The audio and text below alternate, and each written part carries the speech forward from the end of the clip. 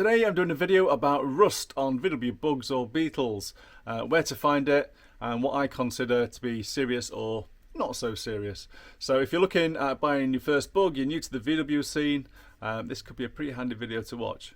Let's do it.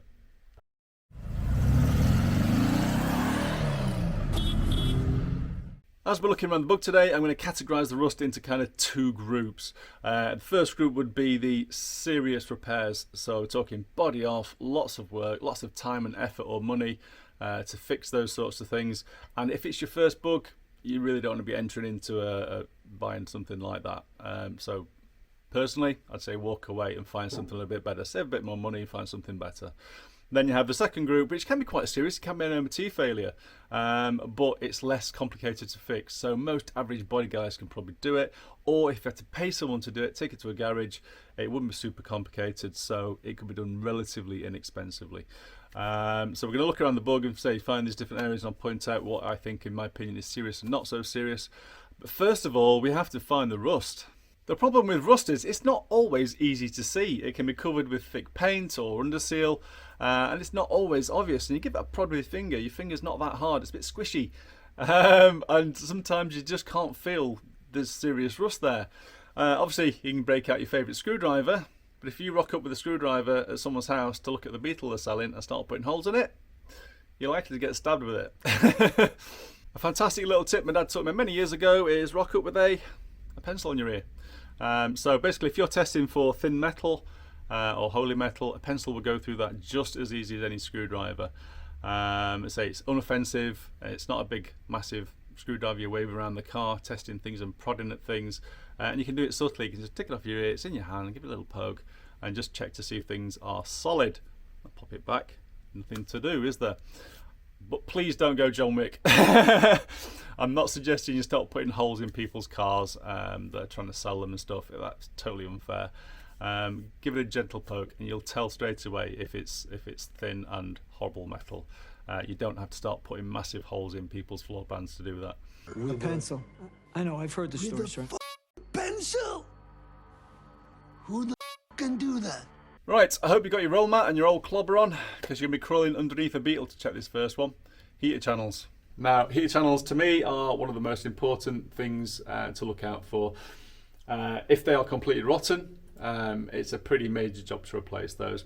I do know people who have replaced them while the body's been on the car, but really to do it properly, in my opinion, you're going to be taking the body off, and it's a pretty major fix, which is beyond what most average guys would probably be prepared to do. Now, the outside, the bottom plates, they can be patched up and replaced and fixed while the body's on, so that's not as much of a concern. But usually if the bottom plate is completely gone, then other parts of the channels are well on the way at the same time. Other than the buildup of water and salt and stuff inside your heat channel which causes rot, they can rot out even without that. Basically you have your heat system blowing hot air through a metal cold tube. So basically, as the hot air goes through there, you get a build-up of condensation and damp on the inside of there, even if it's not especially wet outside. So the section at the back is often the first to go. This general area is a bit of a rust trap anyway. But say replacing that down there is quite tricky. Generally, as you come forwards along the door opening part, it's not too bad. Not too many go there. When you get to the A pillar, again, quite a structural area.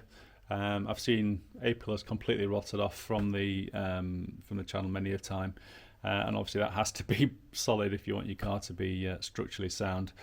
I did see a car once where the heater channels looked solid. I actually went to look at it to buy it for a friend, and this was completely solid. It was all replaced and new, and he put new channels on it, but he hadn't. It actually covered it using a replacement plate over the top of the original channel to make it look like it was solid. And there's a little hole, I think it was at the back actually, but a little hole which I put my finger in, not a screwdriver, and my finger went straight through the original channel. So it was totally rotten underneath. So yeah, luckily I spotted that one because it did look pretty good. I also spotted once a Beetle with a house brick here. So there should have been a heater channel, but there wasn't. It was just a house brick, and it was cemented in to look like a heater channel. And when people are prepared to go to that length to make something look solid to sell it, you've got to be so careful. So again, around here's another common place for them to start rotting. So get underneath the car and give it a good old prod and poke. Make sure it's totally solid.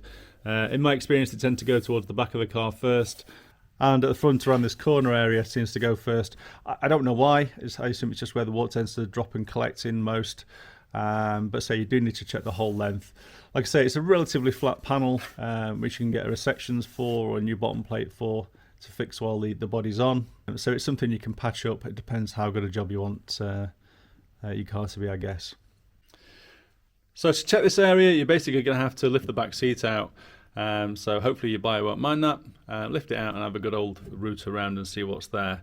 From the outside, there's a bit of a telltale sign that it's going to be bad here, because if you come to the back quarter on the inner wing, you'll normally find a big old hole here or something where the heater channel meets the inner wing.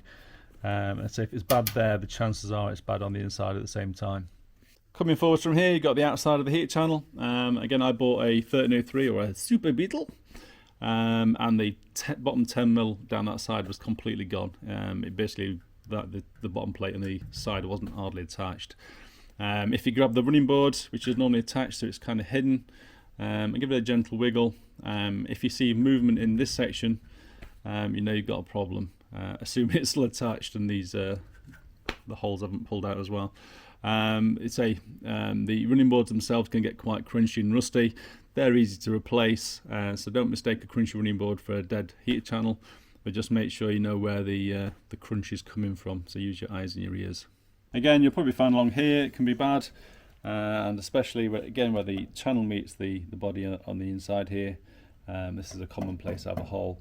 Now it's quite tricky to get to there while the car's on the road and all the frame heads on sticking out and suspension sticking out, but you just have to just get your hand in there and give it a good old prod around, make sure you've not got any holes, because again that's a really awkward one to get to fix. Next I want to talk about frame heads, which are probably one of the most important things that need to be solid and possibly one of the harder things to check for. The main reason is that this entire section is covered above by the fuel tank and you've got all the suspension on. It's really hard to get in here and see if there's anything wrong. I actually had a bug where it was so bad the tunnel cracked to about here, so I had about a 3-inch crack both sides of the tunnel, and literally the frame head was hanging on, which is quite a concern because I didn't realise it was anywhere near as bad as that. So from the top, the only real areas you can check and you need to check are here at the bottom where the beam attaches and around the back. The water tends to collect in this area on a torsion beam Beetle at least, and they're, in my experience, the first places that are obvious to go when it's starting to rot.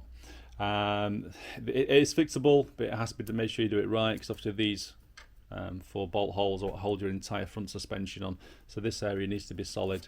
So just be cautious with that one. The front bit's less important, I guess. You need to take the beam off to fix it nicely, but that is doable as well. So following on from the sections I just talked about at the top there, the first part of the bottom plate that'll probably rot out is just underneath it here at the front, where the water again tends to collect. Now this bottom plate is a pretty hefty piece of steel, and if it's rotted through, it shows you that there's been a lot of water and rust there over a fair amount of time to get through that steel. Now the frame head bottom plate can be replaced, but it is pretty major surgery and probably beyond what most people would be willing or can do. You may find a crack along here, that's not too bad to fix, but if you see a crack down here along this ridge, you probably want to walk away. So the bug that had the cracked tunnel must have been flexing like that as went over bumps, and it cracked along that whole length as well. So if you see that cracked, then yeah, I'd go and find a better Beetle, certainly for your first one.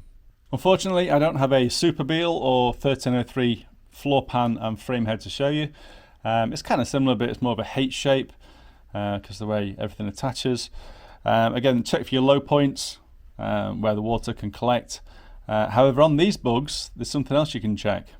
If you go back inside the bug to the back of the pedals, well, in the UK on this side, obviously in the States and most of the places over there, if this panel here is rotting out, the chances are you've got rust in your frame head. I don't know why, but the 1303 seems to rot from the inside out. And whenever I found a heavily rusted panel here behind the back of the pedals. Usually the frame head's pretty bad too.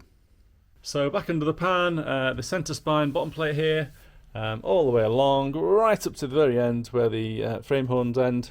I personally have never had a problem with that section. They've never been rotted out in any of the cars I've had.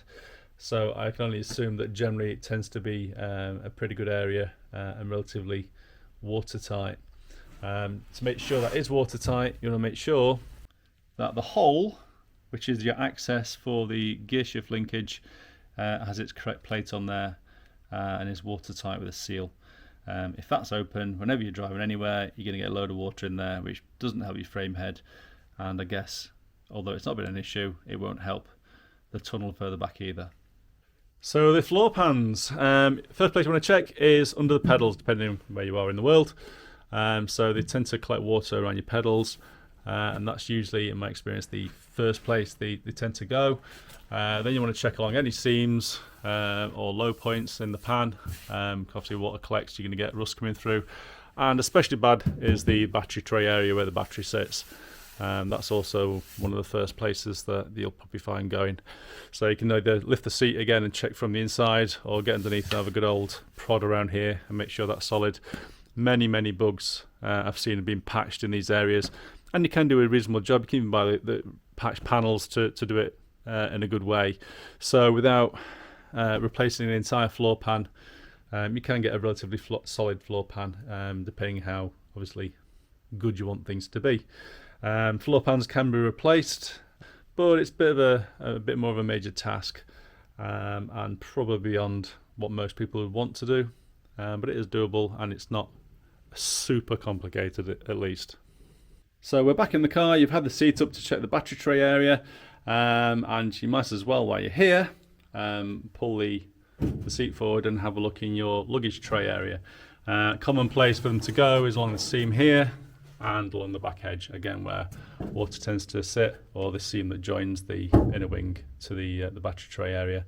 Again, it can be patched up if you've got reasonable skills. It's not too major, but it's really hard to see rust in these areas from the outside, because you can't really get to those areas to see them very easily.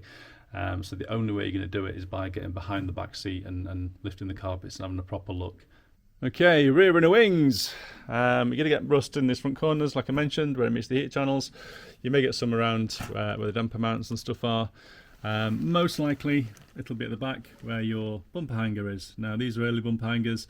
If you've got the later Europa or Europe style type ones, I'm not sure what they call them in America, you have like a big heavy bracket that sits on the inner wing. And they tend to rot from behind, so the inner wing part rots before the bracket does, because it's such a chunky thing.